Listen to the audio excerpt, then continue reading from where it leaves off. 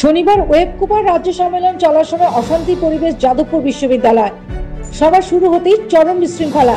এই কর্মসূচিতে উপস্থিত ছিলেন রাজ্যের শিক্ষামন্ত্রী ব্রাত্য বসু। তাকে ঘিরে প্রবল বিক্ষোভ দেখানো হয়। পাশাপাশি ব্রাত্যর কনভয়ে থাকা একটি গাড়ির চাকা থেকে হাওয়া বার করে দেওয়ারও অভিযোগ উঠেছে। সব মিলে যাদবপুর বিশ্ববিদ্যালয় ওয়েব কুপার এই কর্মসূচিকে কেন্দ্র করে রীতিমতো তুলকালাম পরিস্থিতি তৈরি হয়। শনিবার সকাল থেকে যাদবপুর বিশ্ববিদ্যালয় আন্দোলনের স্লোগান উঠেছিল, অবিলম্বে চাই ছাত্র সংসদের নির্বাচন, সবাই সেই ঘোষণা করুন শিক্ষামন্ত্রী। এদিন দুপুরে নির্দিষ্ট সময় শুরু হয় ওয়েব কুপার সভা। সেখানে বক্তব্য রাখতে উঠেছিলেন ব্রাত্য বসু।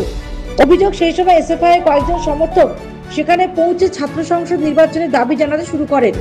ভাষণ দেওয়ার সময় ব্রাত্যকে বাধা দেওয়া হয় বলে অভিযোগ। শিক্ষামন্ত্রীর সঙ্গে কয়েকজন বিক্ষোভকারী দেখা করার আবেদনও করেন।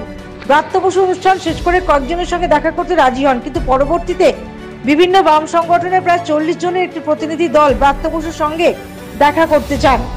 এরপরে শিক্ষামন্ত্রী স্পষ্ট জানান, তিনি প্রতিটি সংগঠন থেকে 2 জনের বেশি সদস্যের সঙ্গে দেখা করবেন না। এরপরে বিক্ষোভের সুর আরো চরমে ওঠে। এদিন বৈঠক শেষ করে বিশ্ববিদ্যালয় থেকে বার হওয়ার মুখে বিক্ষোভ দেখানো হয় ব্রাত্য বসুকে। বিক্ষোভ দেখানো হয় ব্রাত্যকে ঘিরে। তার গাড়ির কাঁচের ওপর ঘুষি মারা হয়। তার কনভয়ে থাকা গাড়ির চাকা থেকে হাওয়া খুলে নেওয়া হয় বলে অভিযোগ। তার গাড়ি ক্যাম্পাস থেকে বার হওয়ার সময় কয়েকজন বিক্ষোভকারীর সামনে শুয়ে পড়েন। তাদের হটিয়ে দেন তৃণমূলের শিক্ষাকর্মীরা। ব্রাত্য বসু এই ঘটনার প্রসঙ্গে বলেন, আমাকে প্ররোচিত করার চেষ্টা হচ্ছে, কিন্তু আমি ক্যাম্পাসে পুলিশ ডাকবো না। তবে যে বা যারা এই অশান্তি বিশৃঙ্খলা তৈরি করেছেন তাদের বিরুদ্ধে যাতে উপাচার্য পরবর্তীতে এফআইআর করেন সেই আবেদন করব।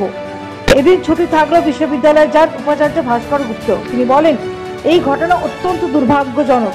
এদিন ব্রাত্য বসুর গাড়ি ক্যাম্পাস ছাড়ার পর বিক্ষোভে আহত এক ছাত্রকে কেপিসি মেডিকেল কলেজে ভর্তি করানো হয়।